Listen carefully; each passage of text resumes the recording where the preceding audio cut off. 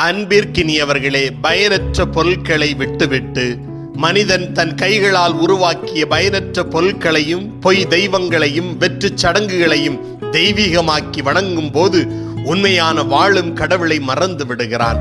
பணம், அதிகாரம், புகழ், உடலழகு, தொழில்நுட்பம், சமூக ஊடக விருப்பங்கள், பொருள் சேர்ப்பு இவை அனைத்தும் நம்மை மகிழ்விக்கும் என்று நம்பி அவற்றுக்கு பலி கொடுக்கிறோம். ஆனால் அவை உண்மையில் நம்மை சிறைப்படுத்தி உள்ளத்தை வெறுமையாக்குகின்றன.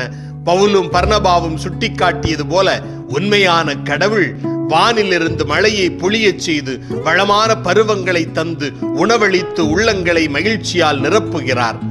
பயனற்றவற்றை வணங்குவது மனிதனை தாழ்த்தி உண்மையான சுதந்திரத்தையும் மகிழ்ச்சியையும் பறித்துக் கொள்கிறது. நாம் இன்று எந்தெந்த பயனற்ற பொருட்களை தெய்வமாக்கி வைத்திருக்கிறோம்? அன்றாட வாழ்க்கையில் வெற்று சடங்குகளிலும் பொய்யான பாதுகாப்புகளிலும் வெற்று புகழ்ச்சிகளிலும் சிக்கிக் கொள்ளாமல் இயேசு கிறிஸ்து வழியாக வெளிப்படும் உண்மையான கடவுளின் அன்பையும் நன்மையையும் ஏற்றுக்கொள்ளும் துணிவை பெறுவோம். பயனற்றவற்றை விட்டுவிடும் போதுதான் உண்மையான வாழ்வு பிறக்கிறது. ஜெபிப்போம். இறைவா, உமது படைப்பின் அழகையும் உமது நன்மையின் ஆழத்தையும் உணர்ந்து உண்மையான மகிழ்ச்சியில் வாழ எங்களை தகுதியுள்ளவர்களாக்கும். ஆமேன்.